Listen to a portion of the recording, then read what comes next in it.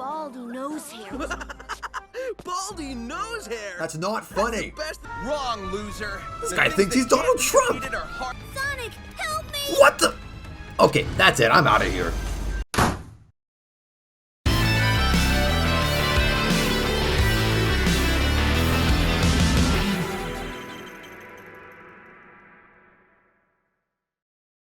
What's good, y'all? It's the Penguins Bro here, and I'm happy to say that the content drought is over! I finally made it past this tough-ass semester and can make videos once again. And we have a real doozy today. Before I go into things though, I want to go over some background. Ever since the year 2010 with the release of Sonic Colors, the writing in Sonic games past that point started to take a serious decline. This is largely due to the writing team at the time focusing less on character development and more on cheap jokes. And when they realized that that wasn't working, they failed to capture what made the earlier games writing so good.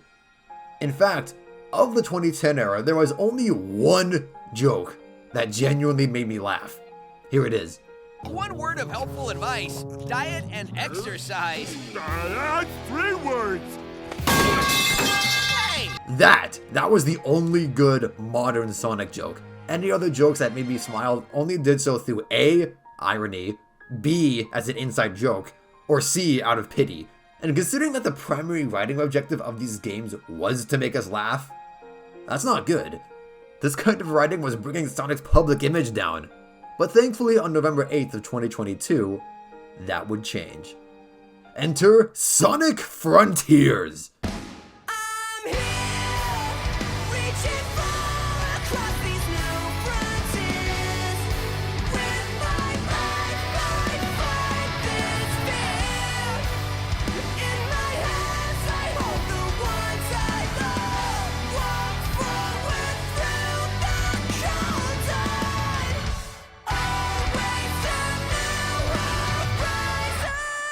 This game would see the older writers leave and have longtime Sonic comic writer Ian Flynn take the stand as lead writer.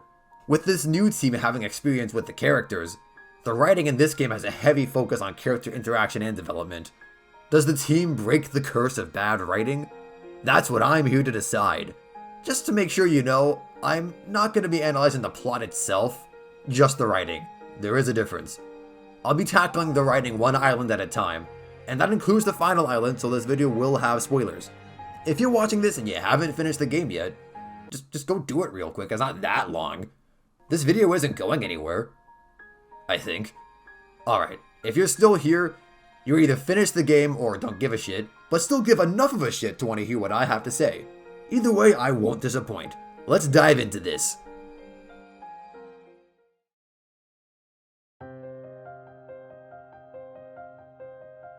Starting off with the first zone in the game, we have Kronos Island. This is where you rescue Amy, and most of the dialogue that takes place here is between her and Sonic. From what I saw, there honestly isn't too much to say here. Sonic himself is shown to be a little more mature throughout this game, partially due to his deeper voice, but more in part due to his attitude throughout the events of the game. He has some quips here and there, but he isn't as snarky as he was back in the old days, and is shown to be more understanding. I know some people might prefer this, but I actually kinda like cocky Sonic better. He just had more spunk and flair to his actions that way. Amy, on the other hand, demonstrates some strong emotional intelligence, as well as a strong sense of insight when helping the Coco. Sonic even points this out. She's done well, but not in any standout ways, I feel. I will say, though, that Amy's the one character who I feel has actually gotten better during the 2010 era rather than worse. Prior to then, she was some deranged Sonic stalker who couldn't function without him being at least 5 feet near her at all times. But now she's an independent character who can fend for herself. You can actually thank Sonic Forces for this character shift, and that is the only compliment this game will get from me. Anyhow, yeah, not much else to say, really. You meet Sage here as well, but she only really just acts cold and robotic towards Sonic, so there's not much to say in that regard. I guess I'll just move on.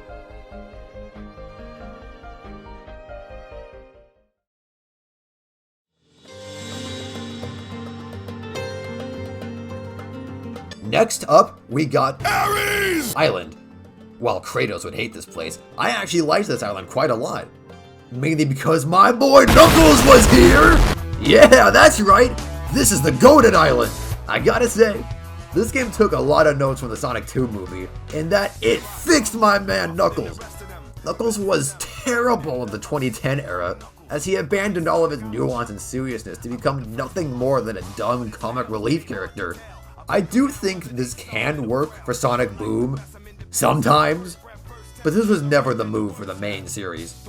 With that role, he completely abandoned what made him so great back then, being his stoicism, strength, and the fact that he's introverted. However, here he has all of those traits while keeping his experience.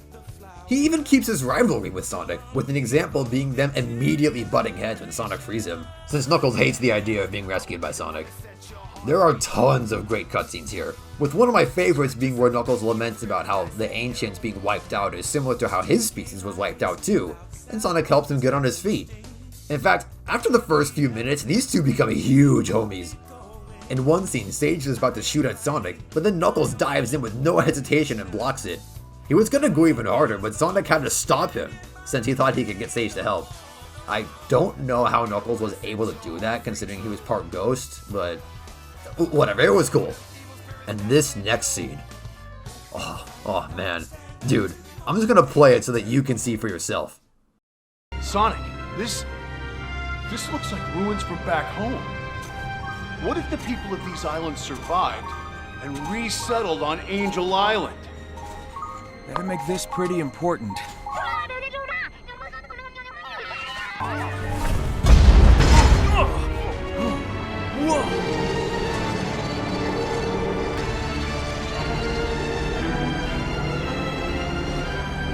They're going to assault the bunker!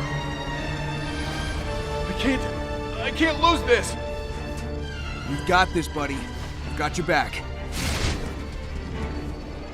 Thank you, Sonic.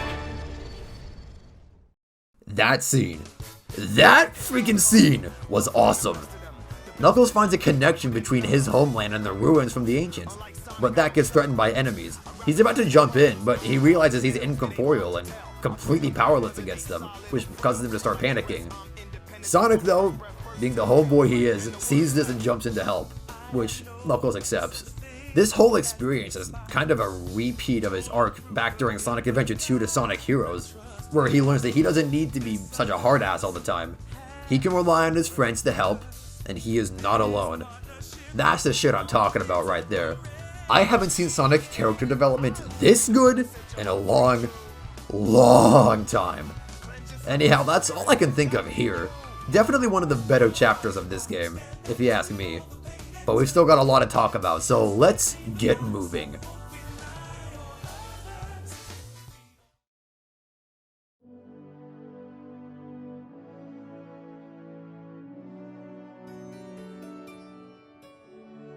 Alright, Chaos Island. Because that name definitely isn't sus in terms of plot or anything. The person you save here is Tails, so I'll be focusing on him for this section. Now, prior to this game, I think Tails was in the worst spot out of any of the characters in Sonic.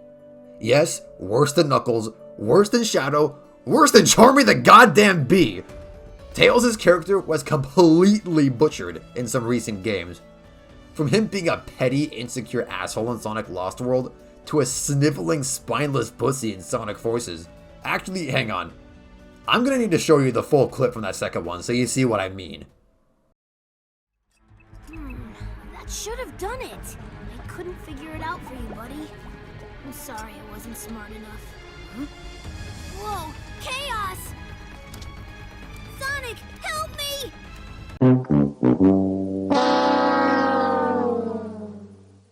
Okay, to describe what's happening here, Tails is scared of chaos from Sonic Adventure 1, right?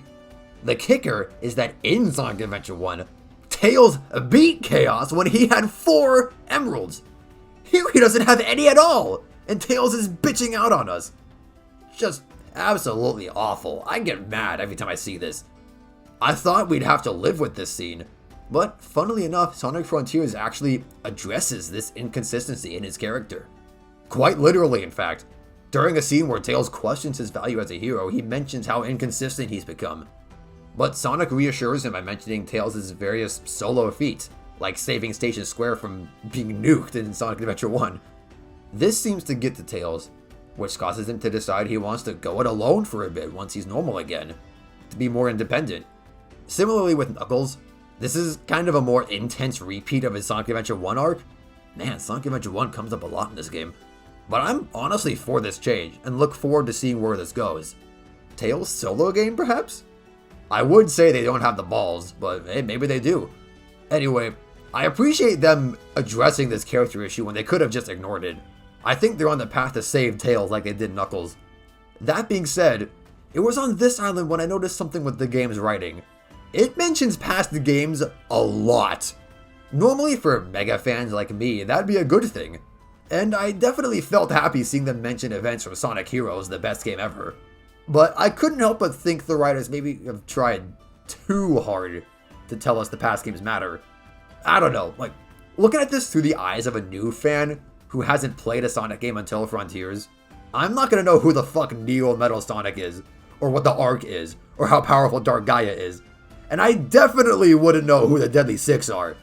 These are only some of the references brought up. 2 of them are even in the same cutscene. They don't feel shoehorned in though, I will say. They make sense to bring up in context, but I can't help but feel that if I didn't know these references, I'd be lost. Oh well, better to try too hard than not try at all, right? Oh yes, Sage developed a bit here as well. After being influenced by Sonic and Tails' power of friendship spiel, she starts to be less robotic and gain some human emotion. Pretty basic development, we've seen this happen before in Sonic. Looking at you, heroes. But I still like it. I've gone on long enough here, it's time to move on.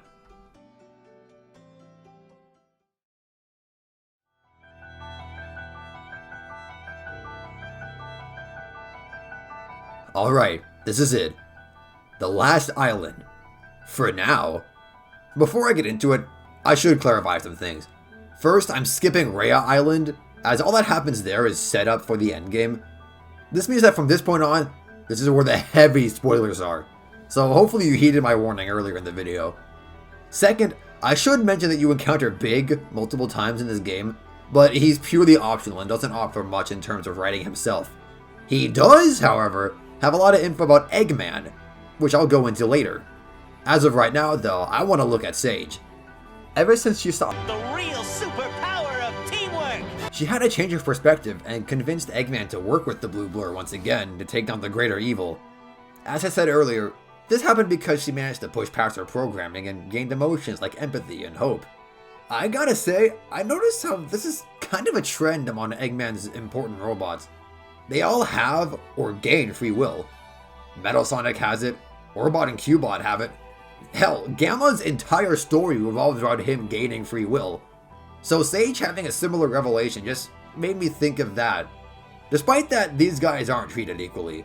Eggman loves Metal like he was his own son, but he doesn't give 2 shits about the others.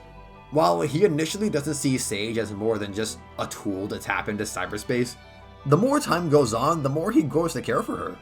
The Egg memos that Big had showed us this. After drawing similarities with Maria, a relative of Eggman's who, well, you know, got unalived, he started seeing Sage as someone of his own blood. That's right, Eggman sees Sage as a daughter, and she sees him as a father. There's even a scene where Sage considers how Orbot and Cubot are technically her brothers, which I thought was just adorable, man. However, things can't stay this cute forever. As per the events of the game, Sage meets an unfortunate end. The thing that really makes this sad is the cutscene that plays before the true final boss. I'll just show it to you guys. All we did was chase it out of its shell. It's retreating into space to regain its true form. Even Supersonic won't be able to stop it. I know what I must do. I must leave you. I understand. Go. Fulfill your function.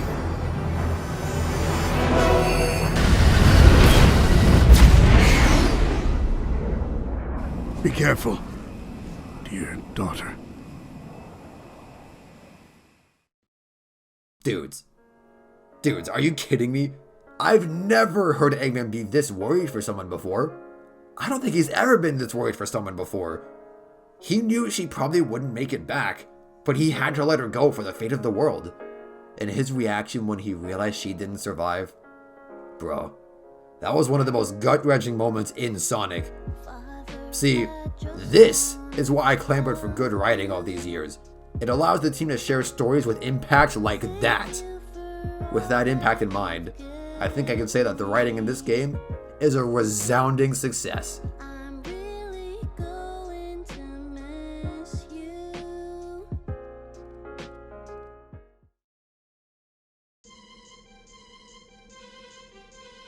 Hey there, viewer. Thank you for watching this video through to the end. I've always wanted to make Sonic scripted videos, and with this new game out, I just had to seize the moment. I'm sorry if you were expecting a more professional and in-depth analysis.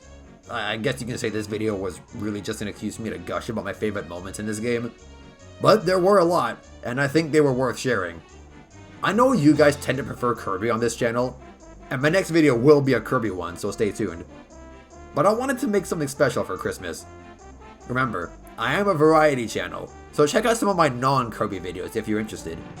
I was absent from this channel for a long time, but with my freedom right now, and my next semester seemingly not being as intense, things are looking up for y'all. Merry Christmas and Happy Holidays, everyone, and have a Happy New Year.